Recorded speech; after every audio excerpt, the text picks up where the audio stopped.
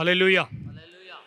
ದಾವಿದನ ಕುಮಾರನಿಗೆ ಓಸನ್ನ, ದಾವಿದನ ಕುಮಾರನಿಗೆ ಜಯ ಜಯ ಎಂಬುದಾಗಿ ಹೇಳಿ ಕೂಗುವುದನ್ನು ನಾವು ಕೇಳಿಸಿಕೊಂಡು, தாவீதினுடைய குமாரனுக்கு ஜெயம் ஜெயம் என்று சொல்லி கூப்பிட்டதை கூட நாம் பார்த்தோம். ಅದು ಈಗ ನಮ್ಮ ಸಭೆಯಲ್ಲಿ ಅದನ್ನು ನಾವು ಕೇಳಿಸಿಕೊಂಡು, இப்பொழுது நம்ம சபையிலே அந்த கூக்குரலை கேட்டோம். ಹಾಗಾದರೆ ಯೇಸು ಕ್ರಿಸ್ತನು ಆ ಒಂದು ಸಮಯದಲ್ಲಿ ಮೆರವಣಿಗೆಯಾಗಿ ಬರುವಾಗ ಹೇಗೆ ಕೇಳಿಸಿರಬಹುದು?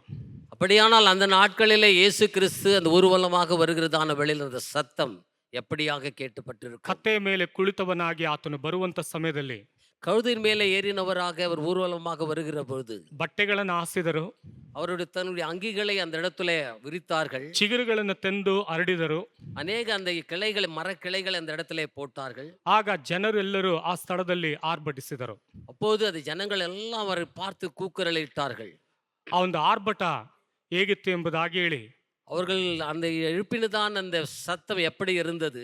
ಅದು ಸೂಕ್ಷ್ಮವಾಗಿ ನಾವು ಗಮನಿಸಿ ನೋಡುವಾಗ ನಿಶ್ಚಯವಾಗಿಯೂ ಅದು ಕ್ರಿಸ್ತನು ಕತ್ತೆಯ ಮೇಲೆ ಕುಳಿತು ಬರುವವನಾಗಿ ಇರುವಂಥ ಸಮಯದಲ್ಲಿ ಅವರು ರಾಜನಾಗಿ ಬರುತ್ತಿದ್ದಾನೆ ಎಂಬುದಾಗಿ ಒಂದು ಭಾವನೆಯೊಂದಿಗೆ ಆ ಒಂದು ಕಾರ್ಯವನ್ನು ಮಾಡಿರಬಹುದು. அந்த சத்தம் எப்படிப்பட்டதா இருந்திருக்க கூடும் என்று சொல்லி எண்ணுகிற போது, இயேசு அந்த கழுதின் மேலே வருகிற போது நமக்காக ஏற்படுத்தின ஒரு ராஜா வருகிறார் என்ற ஒரு எண்ணத்தோடு கூட அவர்கள் சத்தமிட்டு இருக்கக்கூடும். ಇವತ್ತು ಕೂಡ ಪ್ರಪಂಚದಾದ್ಯಂತ, ನಮ್ಮ ಭಾರತ ದೇಶದಾದ್ಯಂತ ಎಲ್ಲ ಸ್ಥಳದಲ್ಲೂ ಕೂಡ ಈ ಒಂದು ಗರಿಗಳ ಹಬ್ಬವನ್ನು ಅನೇಕ ಸ್ಥಳಗಳಲ್ಲಿ ಆಚರಿಸುತ್ತಾರೆ. இந்த நாளிலும் கூட உலகம் முழுவதுமாக நம்ம தேசத்தில் கூட இந்த பண்டிகை நாளை, குருத்தோலை ஞாயிறு இந்த நாளில கூட எல்லாரும் ஆச்சரித்து கொண்டிருக்கிறாங்க. ಕೆಲವು ಸಭೆಗಳಲ್ಲಿ, ಬೀದಿಗಳಲ್ಲಿ ಆ ಒಂದು ಓಸನ್ನದ ಜಯವನ್ನು ಆಡಿಕೊಂಡು ಹೋಗ್ತಾರೆ. சில சபை சார்ந்தவர்கள் தெருக்களிலும் வீதிகளிலும் கூட அவர்கள் இந்த நாளில கூட ஊர்வலமாக போகிறதை பார்க்க முடியும். ಅವರು ದೇವಾದಿ ದೇವನಿಗೆ ಜಯಘೋಷ ಮಾಡುತ್ತಾ ಅವರು ಸಂಚರಿಸುತ್ತಾರೆ. தேவாதி தேவனுக்கு ஜெயகோஷத்தை எடுத்தவர்களாக அவர் ஊர்வலமாக செல்வதை பார்க்க முடியும். ಇವೆಲ್ಲವೂ ನಾವು ಮಾಡುತ್ತೇವೆ. இதை எல்லா காரியத்தையும் கூட நாம் செய்து கொண்டிருக்கிறோம். ಆದರೆ ನಾವು ಹೃದಯದ ಅಂತರಾಳದಿಂದ ದೇವರಿಗೆ ಜಯಘೋಷ ಮಾಡುತ್ತೇವೆ ಅನ್ನೋದೇ ಬಹಳ ಪ್ರಾಮುಖ್ಯವಾದದ್ದು.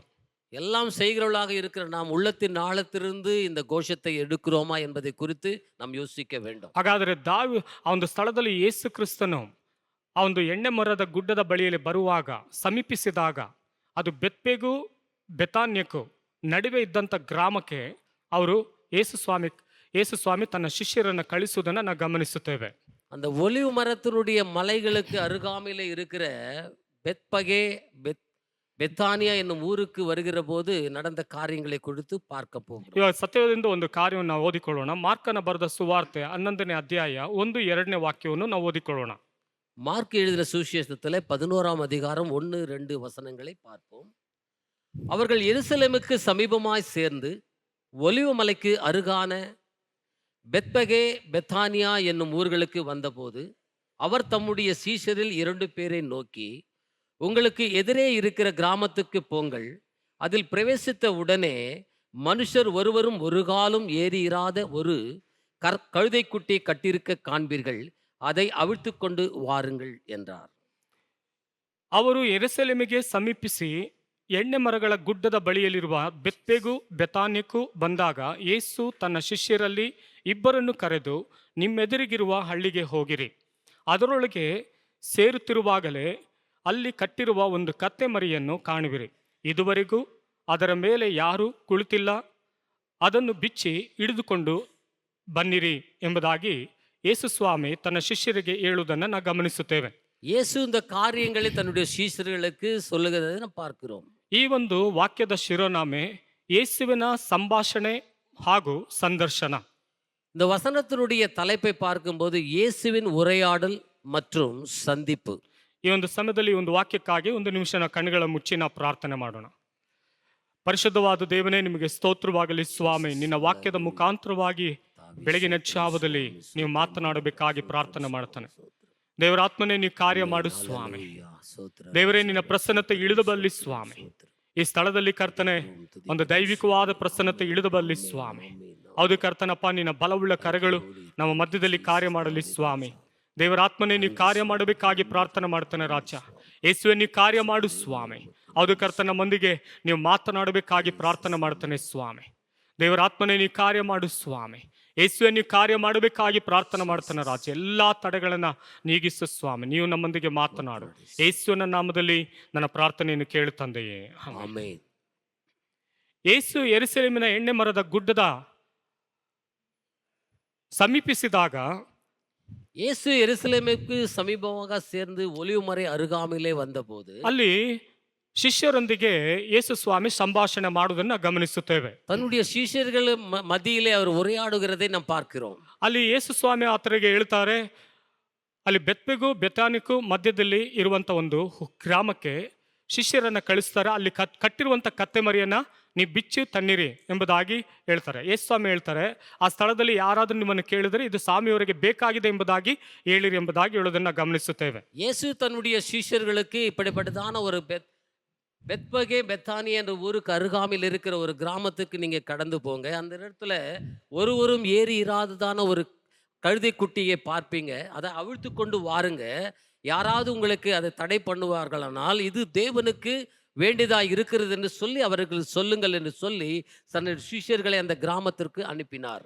ಬೆತ್ಪೆ ಎಂಬ ಪದದ ಅರ್ಥ ಏನೆಂಬುದಾಗಿ ನಾವು ಗಮನಿಸುವಾಗ ಅಂಜೂರದ ಹಣ್ಣುಗಳ ಮನೆ ಅಥವಾ ಅಂಜೂರದ ಕಾಯಿಯ ಮನೆ ಎಂಬುದಾಗಿ ಹೇಳ್ತಾರೆ.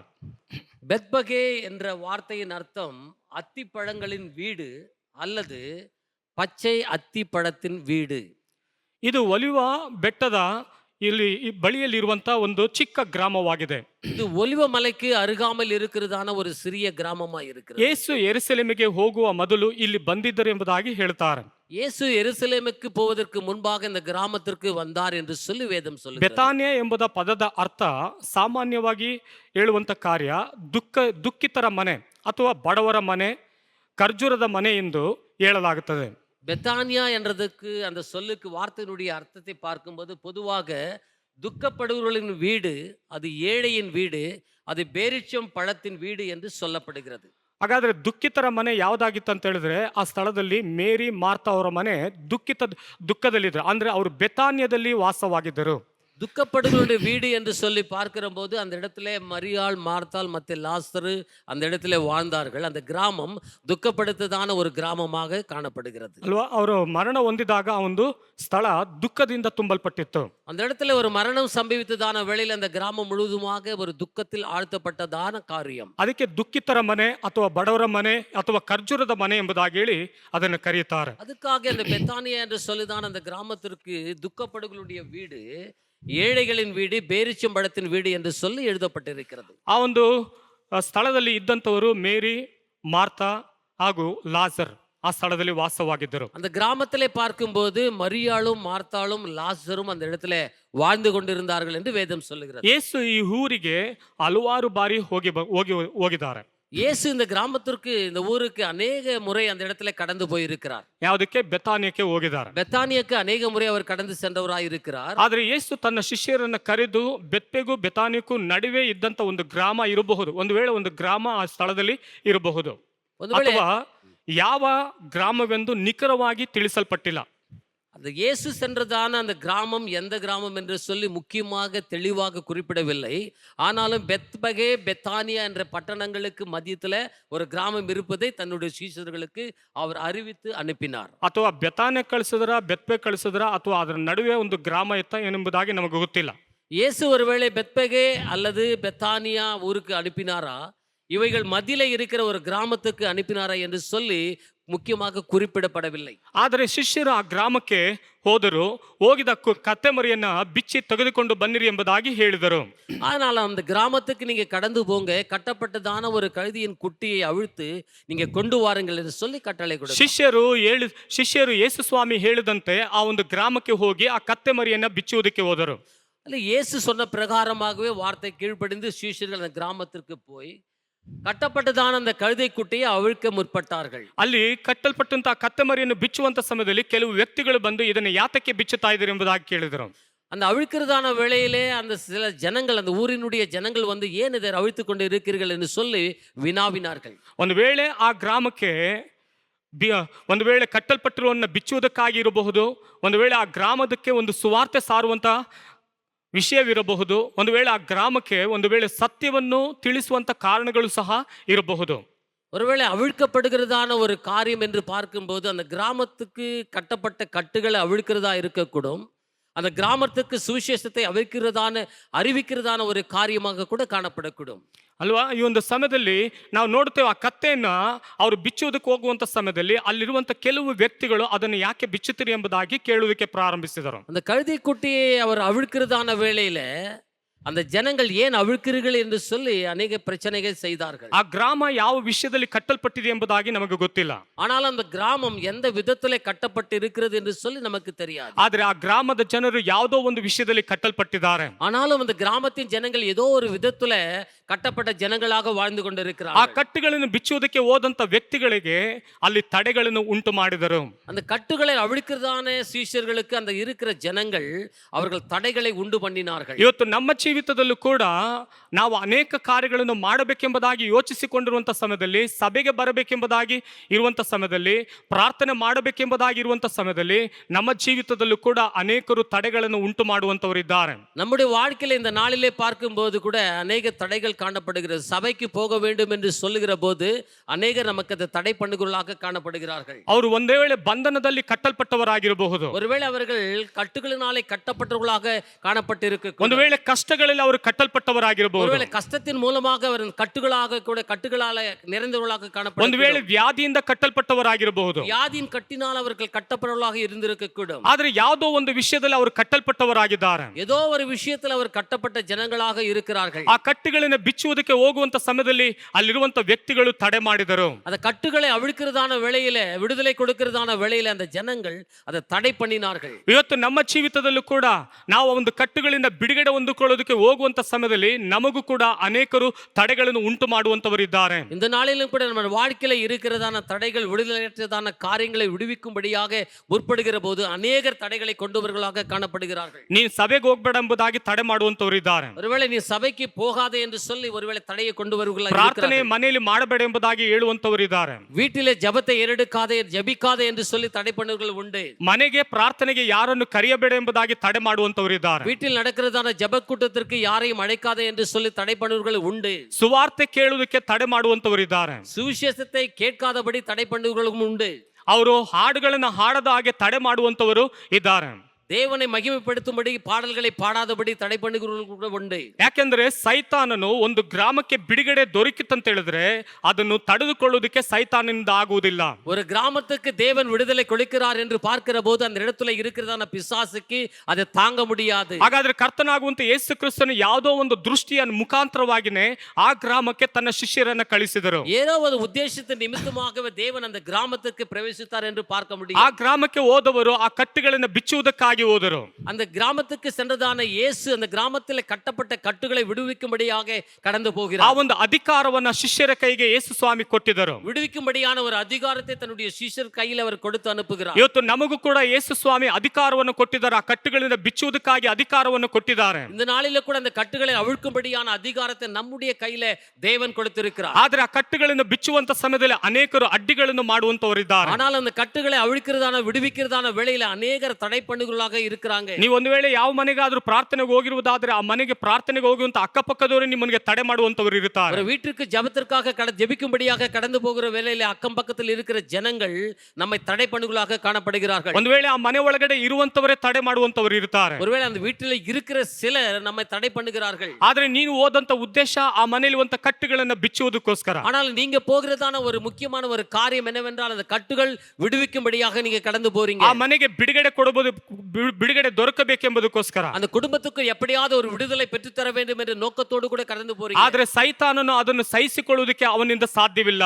ஆனாலும் பிசாசுக்கு அதை தகித்துக் கொள்ளும்படியான ஒரு காரியம் காணப்படுவதில்லை. ಹೀಗೆ ಒಬ್ಬನು ಆತ್ಮಿಕವಾದ ಜೀವಿತದಲ್ಲಿ ನಡೆಯಬೇಕೆಂಬುದಾಗಿ ಬಯಸುವಂತ ಸಮಯದಲ್ಲಿ, ಅವನು ಅಭಿವೃದ್ಧಿಗೊಳ್ಳಬೇಕೆಂಬುದಾಗಿರುವಂತ ಸಮಯದಲ್ಲಿ ಸೈತಾನನು ಅಡ್ಡಗೋಡೆಯನ್ನು ತಡೆದು ನಿಲ್ಲಿಸುವಂತವನಾಗಿದ್ದಾನೆ.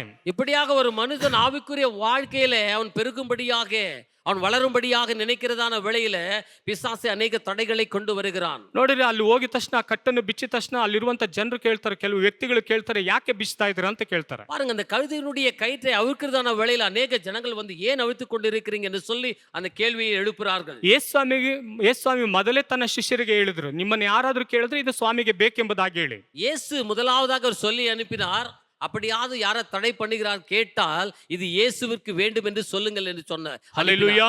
அல்லேலூயா. ಯೇಸು ಸ್ವಾಮಿ ಆ ಕತ್ತೆನೇ ದೇವರು ವಿಶೇಷವಾಗಿ ಆರಿಸಿಕೊಂಡರು. இயேசு அந்த கழுதையை விசேஷமாக தெரிந்தெடுத்து கொண்டார். ಈ ದಿನದಲ್ಲಿ ಕರ್ತನಾಗುವಂತ ಯೇಸು ಕ್ರಿಸ್ತನು ನಿಮ್ಮನ್ನು ನಮ್ಮನ್ನು ವಿಶೇಷವಾಗಿ ದೇವರು ಆರಿಸಿಕೊಂಡಿದ್ದಾರೆ. இந்த நாளிலே கூட நம்மையும் என்னையும் உங்களையும் தேவன் விசேஷமாக அவர் தெரிந்தெடுத்திருக்கிறார். ಅವರ ದೃಷ್ಟಿಯಲ್ಲಿ ನಾವು ಕಟ್ಟಲ್ಪಟ್ಟವರಾಗಿದ್ದವು. அவருடைய பார்வையிலே நாம் கட்டப்பட்ட ஜனங்களாக வாழ்ந்து ಅವರ கொண்டிருக்கிறோம். ದೃಷ್ಟಿಯಲ್ಲಿ ಯಾರು ಕೂಡ ಇದನ್ನು ವಿಷಯದಲ್ಲಿ ಗಮನ ಹರಿಸದೇ ಇದ್ದರು. பாருங்க, இந்த விஷயத்துல யாரும் கூட ನಾವು கவனிக்காதபடிகளாக நாங்கள் காழ்ந்து கொண்டிருக்கிறோம். ಅದರ ವಿಷಯದಲ್ಲಿ ಯಾರು ಕೂಡ ಅದ್ರ ಬಗ್ಗೆ ಆಸಕ್ತಿ ಇಲ್ಲದವರಾಗಿದ್ದರು. அந்த விஷயத்துல யாரும் கூட உற்சாகமற்றவர்களாகவே இருந்தாங்க. ಅದನ್ನು ಕುರಿತು ಚಿಂತೆ ಇಲ್ಲದವರಾಗಿದ್ದರು. அதை குறித்து எந்த ஒரு யோசனையும் இல்லாதவர்களாக ಆದ್ರೆ இருந்தாங்க. ಕರ್ತನಾಗುವಂತ ಯೇಸು ಕ್ರಿಸ್ತನು ಅದನ್ನು ಕುರಿತು ಚಿಂತೆ ಉಳ್ಳವನಾಗಿದ್ದನು. ஆனாலும் இயேசு கிறிஸ்து அதை குறித்து யோசிக்கிறவராக காணப்பட்டார். ಹಲ್ಲೆಲೂಯಾ. ஹல்லேலூயா. ನಿಮ್ಮ ವಿಷಯದಲ್ಲಿ ಅನೇಕರು ಚಿಂತೆ ಇಲ್ಲದವರಾಗಿರಬಹುದು, ಆದ್ರೆ ಕರ್ತನಾಗುವಂತ ಯೇಸು ಕ್ರಿಸ್ತನು ಈ ಬೆಳಗಿನ ಜಾವದಲ್ಲಿ ನಿಮ್ಮ ವಿಷಯದಲ್ಲಿ ಆತನು ಚಿಂತಿಸುವವನಾಗಿದ್ದಾನೆ. ஒருவேளை நம்முடைய விஷயத்தை குறித்து அநேகர் ஒருவேளை சிந்திக்காதவர்களாக இருக்கக்கூடும். ಒಂದು ವೇಳೆ ನೀವು ಕಟ್ಟಲ್ಪಟ್ಟವರಾಗಿರಬಹುದು, ஒருவேளை நீங்க கட்டப்பட்டவர்களாக இருக்கக்கூடும். ನಿಮ್ಮನ್ನು ಯಾರು ಕೂಡ ನೋಡದೇ ಇರಬಹುದು, ஒருவேளை உங்களை யாரும் பார்க்காதபடி இருக்கக்கூடும். ನಿಮ್ಮ ವಿಷಯದಲ್ಲಿ ಚಿಂತೆ ಮಾಡದೇ ಇರಬಹುದು, உங்க விஷயத்தை குறித்து அவர்கள் அங்கலாய்ப்பு இல்லாதவர்களாக ಒಂದು இருக்கக்கூடும். ವೇಳೆ ನಿಮ್ಮ ವಿಷಯದಲ್ಲಿ ಅಕ್ಕರೆ ತೋರಿಸದೇ ಇರಬಹುದು. ஒருவேளை நம்ம விஷயத்தை குறித்து அவர் அக்கறையற்றவர்களாக ಆದ್ರೆ காணப்பட்டிருக்கக்கூடும். ಕರ್ತನಾಗುವಂತ ಯೇಸು ಕ್ರಿಸ್ತನು ನಿಮ್ಮ ವಿಷಯದಲ್ಲಿ ಎಲ್ಲಾ ವಿಷಯದಲ್ಲೂ ಕೂಡ ಆತನು ಚಿಂತಿಸುವ ದೇವನಾಗಿದ್ದಾನೆ. ஆனாலும் கூட கர்த்தராகிய இயேசு கிறிஸ்து நம்மை குறித்து நம்முடைய விஷயங்களை குறித்து அக்கறை உள்ளவராக இருக்கிறார். ಅದಕ್ಕಾಗಿನೇ ಯೇಸು ಸ್ವಾಮಿ ತನ್ನ ಶಿಷ್ಯರನ್ನ ಕರೆದು ಆ ಗ್ರಾಮಕ್ಕೆ ಹೋಗಿ ಕತ್ತೆಯನ್ನ ಬಿಚ್ಚಿ ನನ್ನ ಬಳಿಗೆ ಕೊಂಡು ತನ್ನಿರಿ ಎಂಬುದಾಗಿ ಹೇಳಿದರು. அதன் நிமித்தமாக தன் சீஷர்களிடத்திலே அந்த கிராமத்துக்கு கடந்து போகும்படிக்கு அதை அவிழ்த்து கொண்டு வரும்படிக்காக அனுப்பினார். ಮನುಷ್ಯನು ಯಾವುದರಿಂದ ಕಟ್ಟಲ್ಪಟ್ಟಿದ್ದಾನೋ ಅದರಿಂದ ಬಿಡುಗಡೆ ಹೊಂದಿಕೊಳ್ಳಬೇಕಾದರೆ, ಆ ಕಟ್ಟುಗಳು ಬಿಚ್ಚಬೇಕಾದರೆ, ಆ ಕಟ್ಟುಗಳಿಂದ ಬಿಚ್ಚಬೇಕಾದರೆ ಅವನು ಯೇಸುವನ್ನು ನಂಬಬೇಕು. ஒரு மனுஷன் கட்டப்பட்டவனாய் இருப்பானால் அவன் விடுதலை ஆக வேண்டும் என்றால் அவன் இயேசு கிறிஸ்துவை நம்புகிறவனாக காணப்பட வேண்டும். 12 ವರ್ಷದ ರಕ್ತ ಕುಸುಮಿತ ರೋಗಿ ಕಟ್ಟಲ್ಪಟ್ಟವಳಾಗಿದ್ದಳು.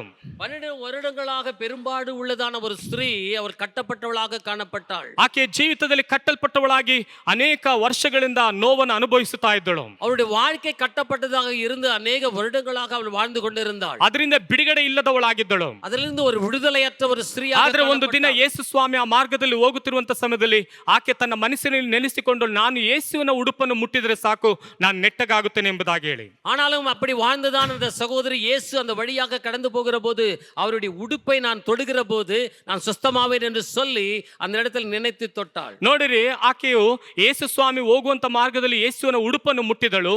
ಆಕೆ ಕಟ್ಟಲ್ಪಟ್ಟಿದ್ದಂತಹ ಕಟ್ಟಿನ ರೋಗಗಳನ್ನ ಯೇಸು ಸ್ವಾಮಿ ಬಿಡುಗಡೆ ಮಾಡಿದರು. நான் தொட்டால் குணமடைவேன் என்று சொல்லி அவர் தொட்டால் அதன் நிமித்தமாக அவர் குணமடைந்தாள். ಹಲ್ಲೆಲೂಯಾ. ஹல்லேலூயா. ಕಟ್ಟಲ್ಪಟ್ಟಂತ ರೋಗಗಳಿಂದ ಯೇಸು ಸ್ವಾಮಿ ಬಿಡಿಸಲು ಶಕ್ತನಾಗಿದ್ದಾನೆ. கட்டப்பட்டிருக்கிறதான வியாதிகள் நிமித்தமாக தேவர் விடுதலையை கொடுக்கிற தேவனாய் இருக்கிறார். ಎರಡನೇದಾಗಿ 18 ವರ್ಷದಿಂದ ಕಟ್ಟಲ್ಪಟ್ಟಂತ ಗೂನು ಬೆನ್ನಿ ಆಗಿದ್ದಂತ ಸ್ತ್ರೀಯು ಕಟ್ಟಲ್ಪಟ್ಟವಳಾಗಿದ್ದಳು.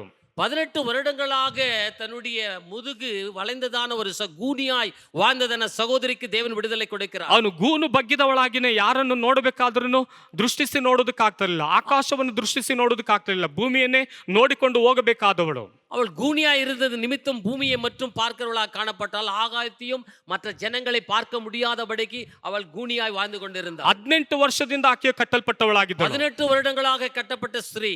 ಆಕೆ ಕಟ್ಟುಗಳನ್ನ ಯೇಸು ಸ್ವಾಮಿ ಆ ಕ್ಷಣದಲ್ಲೇ ಬಿಡುಗಡೆ ಮಾಡಿದರು. அவருடைய கட்டுகளை அந்த நாளிலே அந்த வேளையிலே தேவன் விடுதலை கொடுத்து ಯೇಸು ಸ್ವಾಮಿ ಆಕೆಯ ಬೆನ್ನಿಯ ಮೇಲೆ ಕೈ ಇಟ್ಟು ಪ್ರಾರ್ಥನೆ ಮಾಡಿದ ಮೇಲೆ ಆಕೆ ನೆಟ್ಟಗೆ ನಿಂತುಕೊಂಡು ನಡೆದಳು. இயேசு தன்னுடைய கரங்களை அந்த முதுகின் மேலே வைத்து ஜெபித்த போது அவர் நேராக ஆடினாள் என்று சொல்லி வேதம் சொல்லுகிறது. ಆದರೆ ಕತ್ತಲ್ಪಟ್ಟುವಂತ ಕತ್ತೆನ ಬಿಚ್ಚಿಕೊಂಡು ಬರುವುದಕ್ಕಾಗಿ ಶಿಷ್ಯರನ್ನು ಕಳಿಸಿದರು.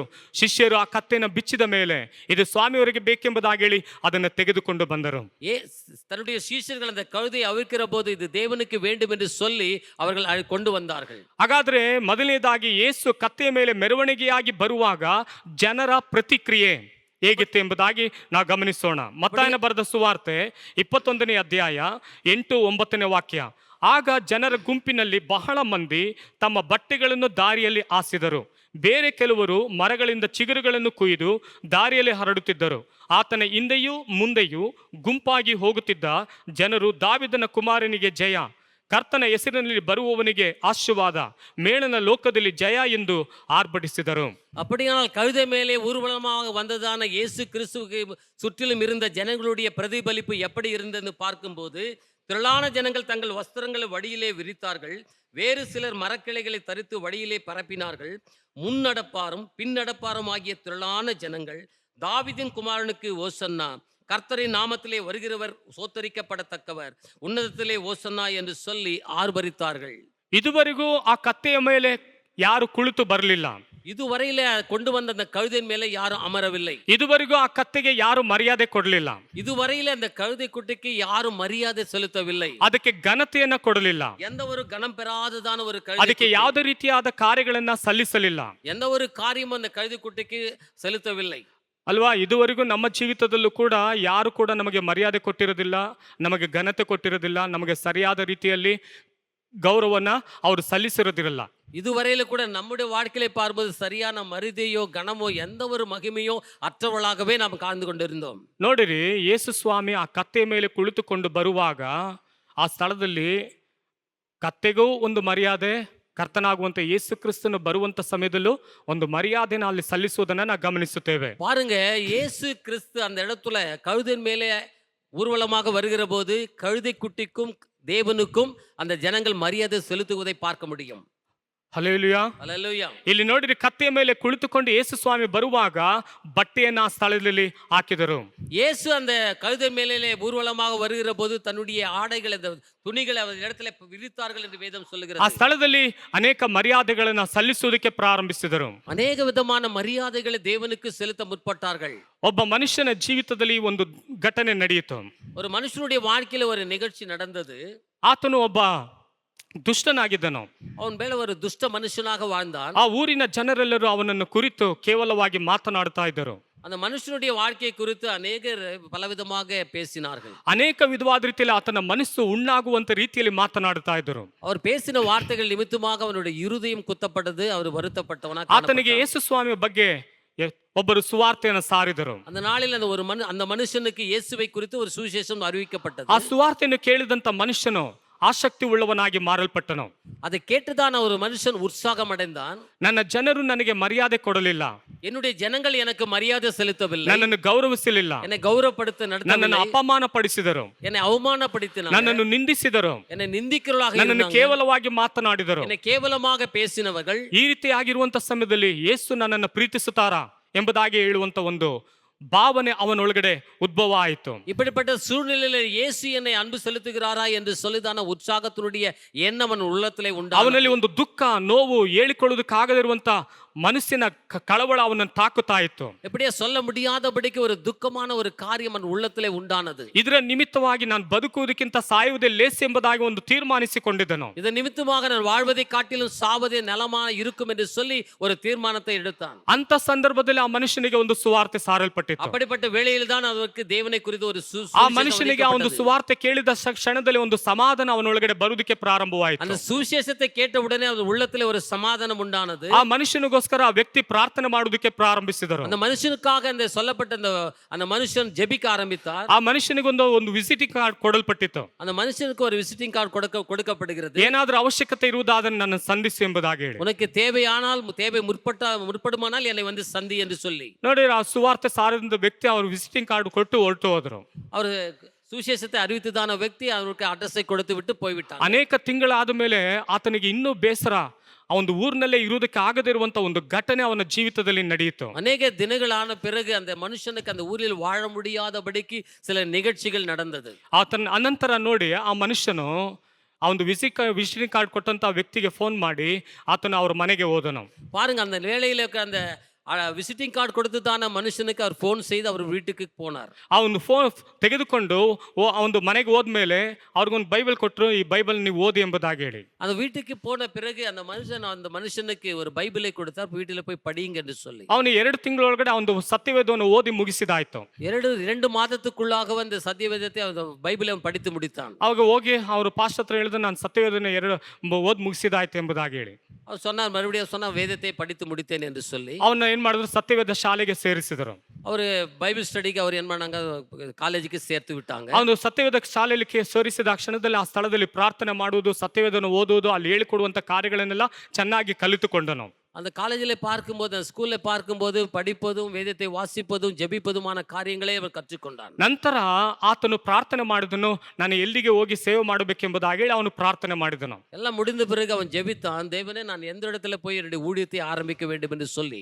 ಅವನು ಸ್ವಂತ ಊರಿಗೆ ಹೋಗಿ ಎಂಬುದಾಗಿ ಹೇಳಿದ್ರು. தேவனே நீ சொந்த ஊருக்கே நீ கடந்து போய் என்று சொன்னார். ಅವನು ಸ್ವಂತ ಊರಿಗೆ ಹೋದರೆ ದೇವರೇ ನನ್ನಲ್ಲಿ ಅಪಮಾನ ಪಡಿಸುತ್ತಾರೆ, ನಿಂದಿಸುತ್ತಾರೆ, ನನ್ನನ್ನು ಕೇವಲವಾಗಿ ಮಾತನಾಡುತ್ತಾರೆ, ನನಗೆ ಯಾರು ಗೌರವ ಕೊಡುವುದಿಲ್ಲ ಎಂಬುದಾಗಿ ಹೇಳಿ ಆತನು ದೇವರ ಸನ್ನಿಧಾನದಲ್ಲಿ ಪ್ರಾರ್ಥಿಸುವುದಕ್ಕೆ ತನ್ನ ಕಾರ್ಯವನ್ನು ಹೇಳಿಕೊಳ್ಳುವುದಕ್ಕೆ ಪ್ರಾರಂಭಿಸಿದನು. நான் என்னுடைய கிராமத்துக்கு ஊருக்கு கடந்து போவனால் என்னை அவமானப்படுத்தி இருக்கிறாங்க, நிந்திக்கப்பட்டு இருக்கிறாங்க, அங்க போக முடியாத நிலைமையில நான் இருக்கிறேன் என்று சொல்லி தன்னுடைய காரியங்களை தேவனிடத்துல தெரிவித்து ஜெபிக்க ஆரம்பித்தார். ಆತನು ಮತ್ತೆ ಅದೇ ಸ್ಥಳವನ್ನ ದೇವರು ತೋರಿಸಿದರು. மறுபடியும் தேவன் அந்த கிராமத்தை அந்த ஊரை அவனுக்கு காண்பித்தார். ಏನು ಮಾಡೋದಕ್ಕೆ ಸಾಧ್ಯ ಇಲ್ಲ, ದೇವರು ಹೇಳಿದ ಮೇಲೆ ವಿಧಿ ಏನಿರುತ್ತದೆ ನೋಡೋಣ ಎಂಬುದಾಗಿ ಹೇಳಿ ಆತನು ಓದನು. மறுதலிக்க முடியாதபடிக்கு ஒரு நிலைமை தேவன் சொன்னார், அந்த இடத்துல போகலாம் என்று சொல்லி எண்ணினான். ಸ್ವಲ್ಪ ದಿನ ಮಾತ್ರ ಆತನಿಗೆ ವಿರುದ್ಧವಾಗಿ ಅನೇಕ ಕಾರ್ಯಗಳನ್ನು ಮಾಡಿದರು.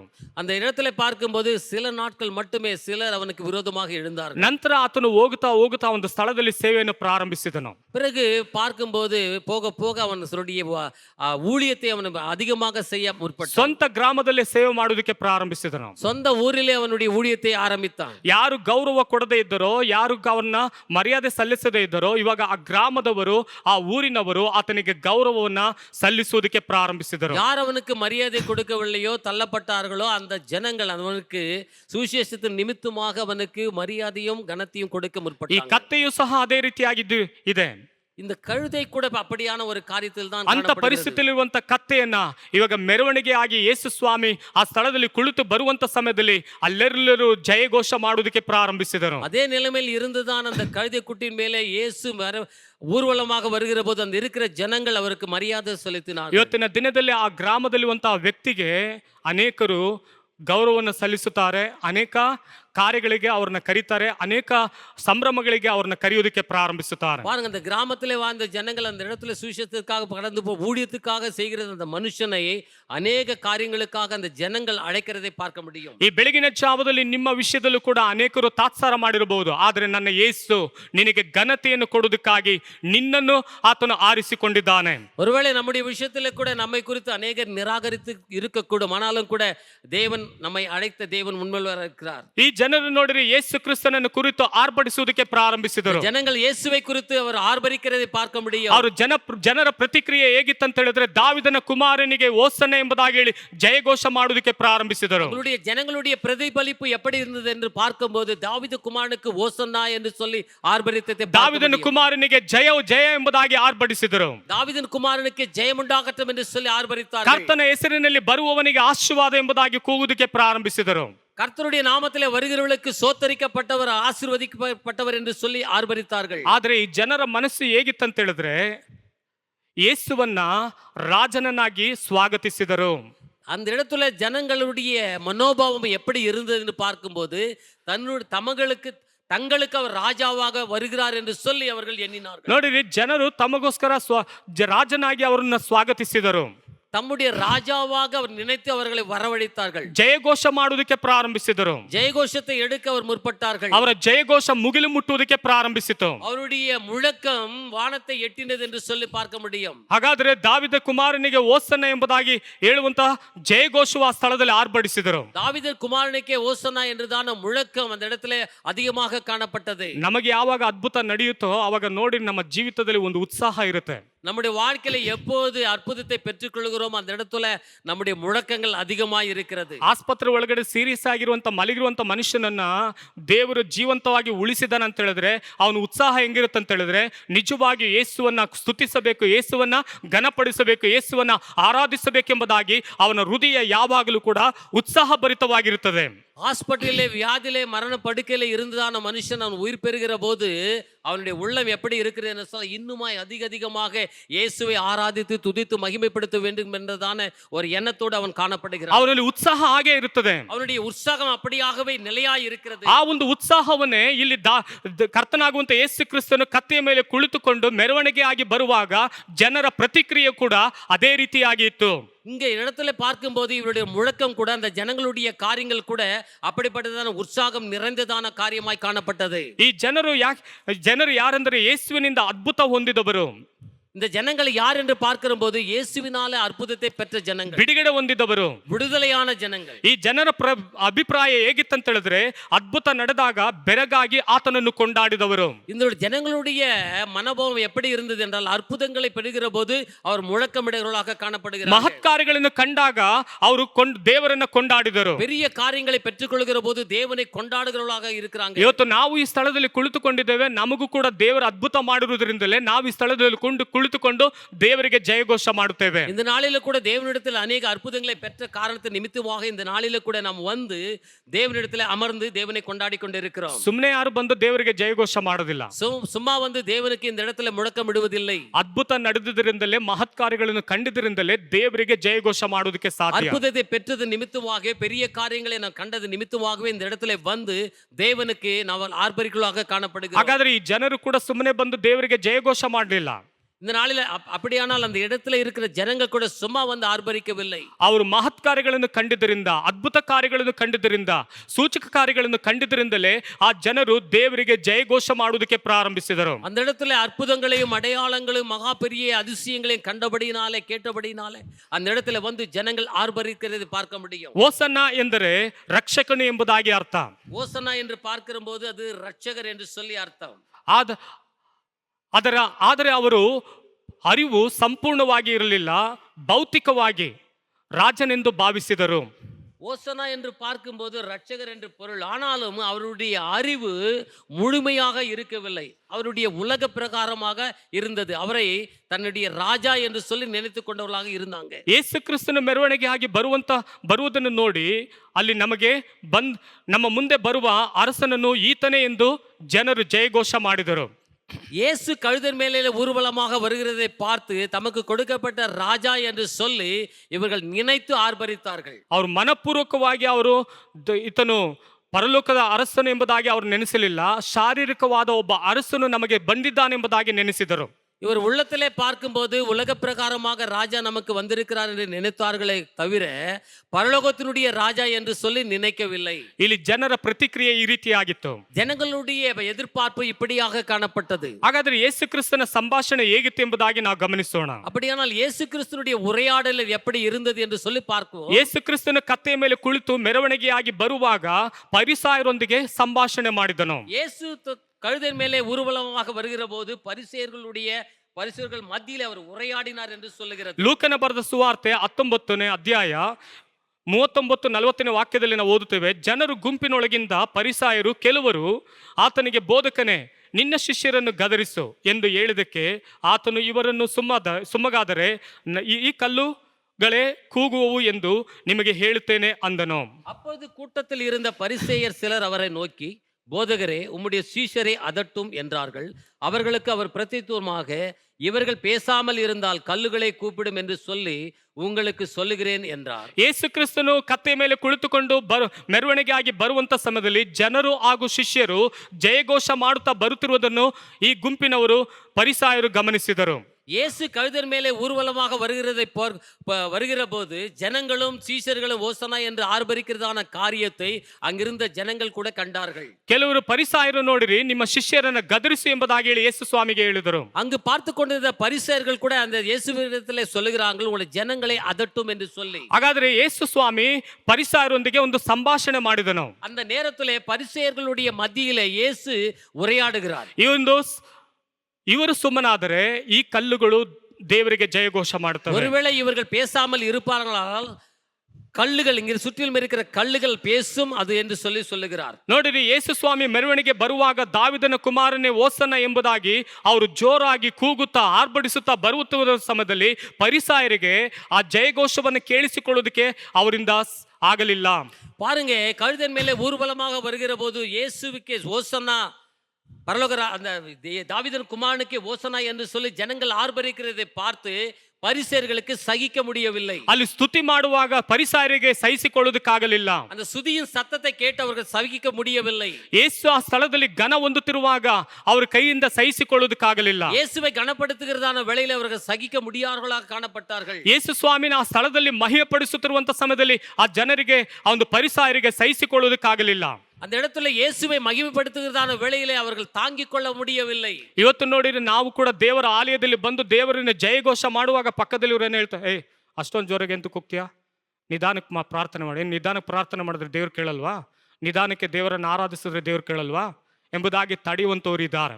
நாமும் கூட ஆர்ப்பரித்து தேவனை ஆராதிக்கிறதான வேளையிலே பக்கத்தில் இருக்கிறவர்கள் சொல்லுகிறாங்க, நிதானமாக கூப்பிட்டால் தேவன் கேட்க மாட்டார் என்று சொல்லி ஒருவேளை நம்மை அதட்டி இருக்கக்கூடும். ಒಂದು ವೇಳೆ ಹಾಡಾಡುವಂತ ಸಮಯದಲ್ಲಿ ಜೋರಾಗಿ ಕೈ ತಟ್ಟುವಂತ ಸಮಯದಲ್ಲಿ ನಿಧಾನ ಕೊಡಿ, ಏನು ಕೈ ಹೊಡೆದ್ರೇನೆ ದೇವ್ರು ಕೇಳ್ತಾರಾ, ಕೈ ತಟ್ಟಿದ್ರೇನೆ ದೇವ್ರು ಇಳಿದು ಬರ್ತಾರಾ ಎಂಬುದಾಗಿ ಹೇಳುವಂತವರು ಕೂಡ ತಡೆ ಮಾಡುವಂತವರು ಇದ್ದಾರೆ. ನಾವು சத்தமாக கைகளை தட்டி தேவனை மகிமைப்படுத்துகிற போது பக்கத்தில் இருக்கிறவர்கள் பலமாக கைத்தட்டினால் மட்டுமே அது கேட்கப்படுமா?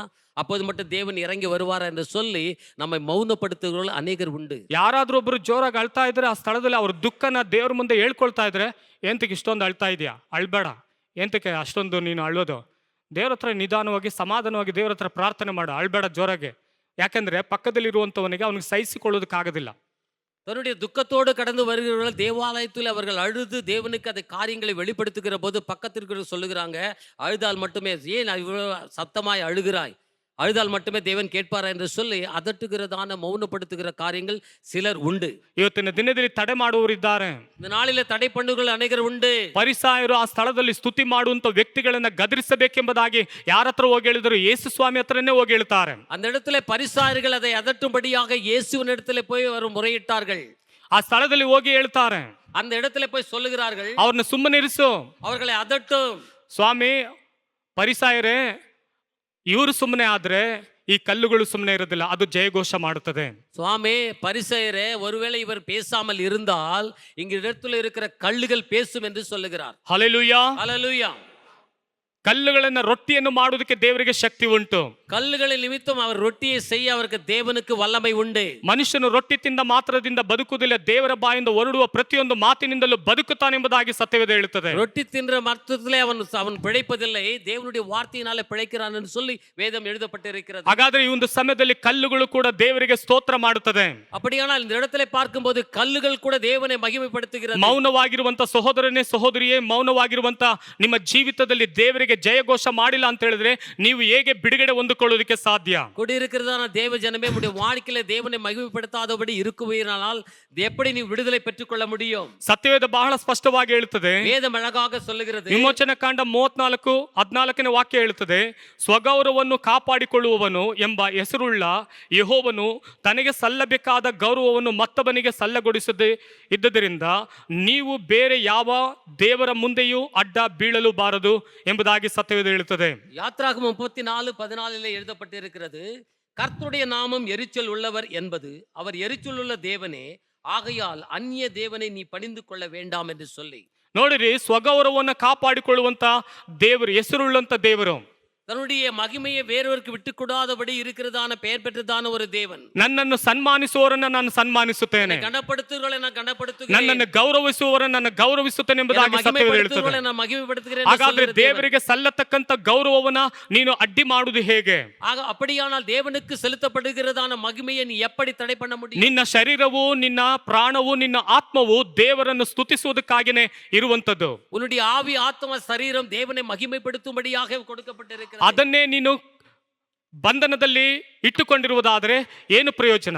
ಅதையே நீ கட்டி வைப்பாயானால் அதனால என்ன ஒரு ಪ್ರಯೋಜನ? ನೀನು ಬಾಯಿ ತೆರೆಯದ ಹಾಗೆ, ದೇವರನ್ನು ಸ್ತುತಿಸದ ಹಾಗೆ ನಿನ್ನ ಜೀವಿತವನ್ನು ಹಾಗೆ ಬಂಧನದಲ್ಲಿ ಇಟ್ಟುಕೊಂಡಿದ್ರೆ ಏನು ಪ್ರಯೋಜನ? ನೀನು ವಾಯಿ ತೆರಕಾದಬಡಿಗೆ ದೇವனை ಮಹಿಮೆಪಡಿಸದಾದಬಡಿ ಇರುಪಾಯಾனால் ಒಂದು ವೇಳೆ ನಿಮಿತ್ತ என்ன ಪ್ರಯೋಜನ? ನೀನು ಸ್ತುತಿಸದ ಹೋದರೆ ಈ ಕಲ್ಲು ಬಂಡೆಗಳು ದೇವರನ್ನು ಸ್ತುತಿಸುತ್ತದೆ. ஒருவேளை நீ துதியாமல் போனால் இந்த கல்லுகளை துதிக்கும் என்று சொல்லுகிறது. ನಿನ್ನ ಕುಟುಂಬದಲ್ಲಿ ನೀನು ಸ್ತುತಿಸದ ಹೋದರೆ ಆ ಕಲ್ಲು ಬಂಡೆಗಳು ದೇವರಿಗೆ ಸ್ತುತಿ ಮಾಡುತ್ತದೆ. ಕುಟುಂಬம் ಅವರ ದೇವனை ಮಹಿಮೆ மகிமைப்படுத்தாதபடி இருக்குமானால் கல்லுகள் அதை துதிக்கும். ನೀನು ವೈಯಕ್ತಿಕವಾಗಿ ದೇವರನ್ನು ಸ್ತುತಿಸದೆ ಹೋದರೆ ಆ ಕಲ್ಲು ಬಂಡೆಗಳು ದೇವರಿಗೆ ಸ್ತುತಿ ಮಾಡುವುದಕ್ಕೆ ಪ್ರಾರಂಭಿಸುತ್ತದೆ. தனிப்பட்ட வாழ்க்கையில தேவனை மகிமைப்படுத்தாதபடி இருப்பாயானால் கல்லுகள் அதை மகிமைப்படுத்தும். ಹಾಗಾದ್ರೆ ದೇವರು ತನ್ನ ಸ್ವಗೌರವವನ್ನು ಕಾಪಾಡಿಕೊಳ್ಳುವಂತ ದೇವರಾಗಿದ್ದಾರೆ. அப்படியானால் தேவன் தன்னுடைய மகிமையை காத்துக்கொள்கிறதான தேவன். ಅದನ್ನು ಬೇರೆಯವರಿಗೆ ಸಲ್ಲಬೇಕೆಂಬುದಾಗಿ ತನ್ನ ಗೌರವವನ್ನು ಬಿಟ್ಟು ಕೊಡುವ ದೇವರಲ್ಲ. மற்றவர்களுக்காக தேவன் தன்னுடைய மகிமையை விட்டு கொடுக்காதவர். ಯಾವ ಮನುಷ್ಯನು ದೇವರನ್ನು ಕುರಿತು ಘನತೆ ಪಡಿಸುತ್ತಾನೋ, ಮಹಿಮೆ ಪಡಿಸುತ್ತಾನೋ, ಯಾವ ಮನುಷ್ಯನು ದೇವರಿಗಾಗಿ ತನ್ನ ಜೀವಿತವನ್ನು ಸಂಪೂರ್ಣವಾಗಿ ಅರ್ಪಿಸಿ ಆತನೇ ನಿಜವಾದ ದೇವರೆಂಬುದಾಗಿ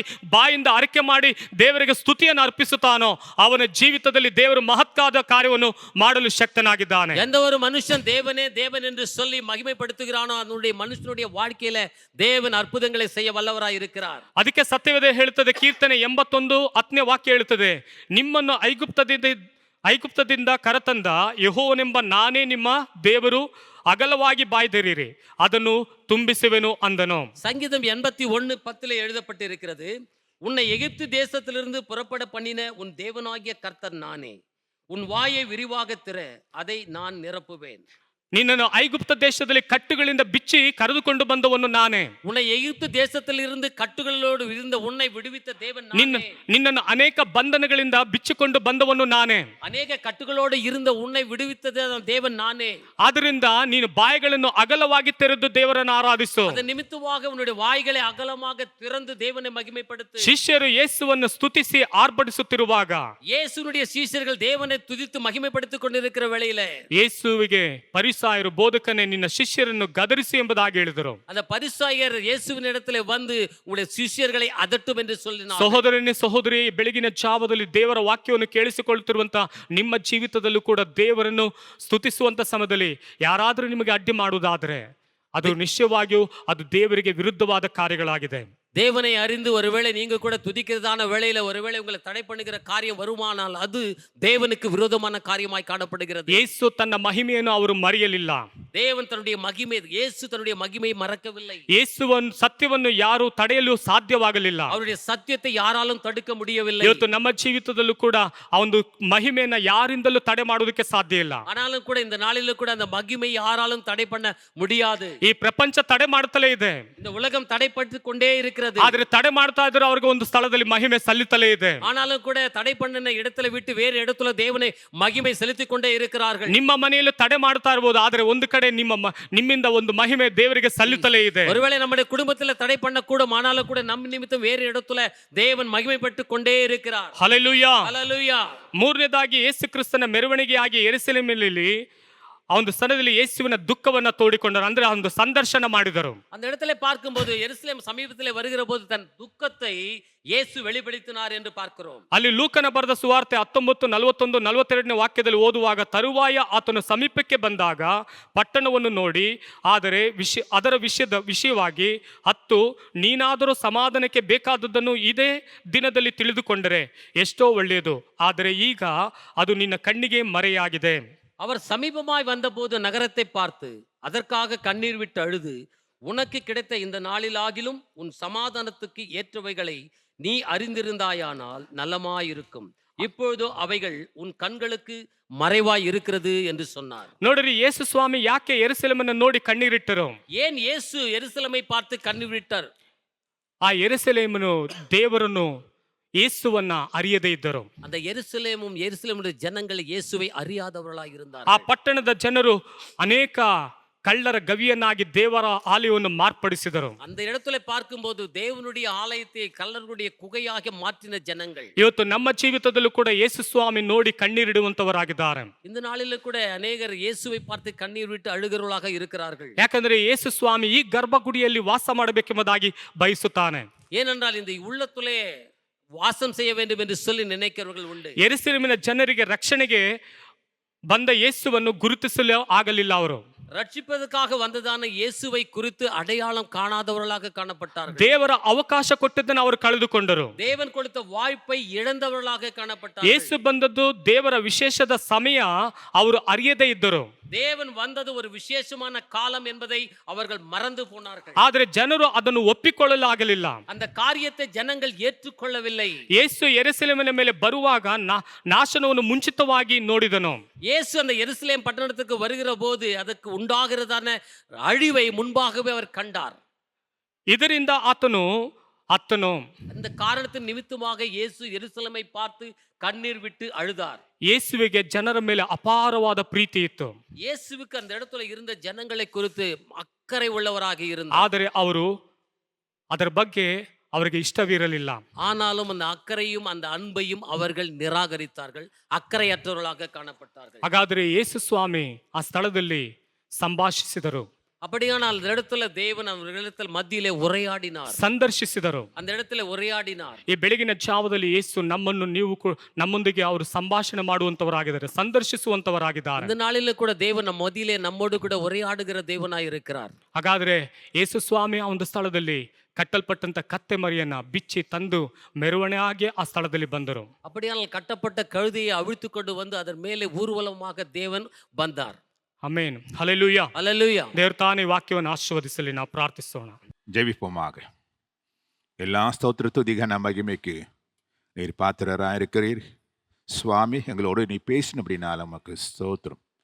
என்னுடைய பாவத்திலே என்னுடைய பிரச்சனையிலே சுவாமி கட்டப்பட்டு இருந்ததான எங்களை விடுவிக்கும்படியாக நீர் எங்களை தேடி வந்த தெய்வமா இருந்தபடினாலும் உமக்கு ஸ்தோத்திரம். எங்களுக்கு கட்டுகளை எல்லாம் அறுத்து ஆண்டவர் மறுபடியுமாக எங்களுக்கு ஒரு கௌரவத்தையும் ஒரு மதிப்பையும் கொடுக்கிற தேவனாக எங்களிலே வாசம் பண்ணுகிறவராக தேவரீன் வந்தபடினாலும் உமக்கு ஸ்தோத்திரம் ராஜா. ஆண்டவரே, கட்டப்பட்ட நாங்கள் அவிழ்க்கப்பட்ட பொழுது உன்னுடைய மகிமையை கண்டு உம்மை ஆராதிக்க எங்களுக்கு உதவி செய்வீராக. ராஜா, நீ செய்த எல்லா மகத்துவமான காரியங்களை எங்கள் வாழ்க்கையில எண்ணி எண்ணி உம்மை துதிப்பதற்கு ஆண்டவரே உதவி செய்யுங்க. மற்றவர்கள் தடுக்கிறார்களே என்று மற்றவர்களுக்காக உம்மை ஆராதிப்பதை விட்டுவிட்டு தேவரே, நாங்கள் கர்த்தாவே உம்மை ஆராதிக்கிறதான உண்மையான உள்ளத்திலே இருந்து உம்மை ஆராதிக்கிற மக்களாக எங்களை நீ மாற்றும்படியாய் ஜெபிக்கிறோம் கர்த்தாவே. நீர் எங்களுக்காக இந்த உலகத்தினை கடந்து வந்தீர். எங்கள் மேலே கர்த்தாவே சவாரி செய்யும்படியாக எங்களுக்கு மகிமை கொடுக்கும்படியாய் கடந்து வந்தீர். இதை பார்க்கதான மற்றவர்களுக்கு எரிச்சல் வரலாம், கோபம் வரலாம். ஆனாலும் கூட நீர் எங்களோடு கூட இருக்கிறீர் ஆண்டவரே. நீ செய்த எல்லா மகத்துவங்களையும் கர்த்தாவே நாங்கள் உம்மை கர்த்தா போற்றி பாடி துதிக்க எங்களுக்கு இன்றைக்கு கற்றுக் கொடுத்தபடினால் உமக்கு ஸ்தோத்திரம். தூது கொடுத்த மகனுக்காக உமக்கு ஸ்தோத்திரம். இந்த செய்தியை கேட்ட எல்லா பிள்ளைகளுக்காக உமக்கு ஸ்தோத்திரம். ஒவ்வொரு நிறைவான ஆசீர்வாதத்தோடு கூட நீர் ஆசீர்வதித்து வழிநடத்தும்படியாய் ஜெபிக்கின்றோம். இயேசு கிறிஸ்துவின் நாமத்தில் வேண்டி நிற்கின்றோம் நல்ல பிதாவே, ஆமீன். ನನ್ನ ಮನವೇ ಯೆಹೋವನ ಕೊಂಡಾಡು, ನನ್ನ ಸರ್ವೇಂದ್ರನೇ ಪವಿತ್ರ ನಾಮத்தை ಕೀರ್ತಿಸಿರಿ. ನನ್ನ ಮನವೇ ಯೆಹೋವನ ಕೊಂಡಾಡು. ಅವ್ರು ಸೇದು ಮರೆಯಬೇಡ. Amen, amen, amen. Hallelujah, hallelujah, hallelujah. God bless you all. ದೇವರೆಲ್ಲರನ್ನು ಆಶೀರ್ವದಿಸಲಿ. Amen, amen, ಆಮೀನ್.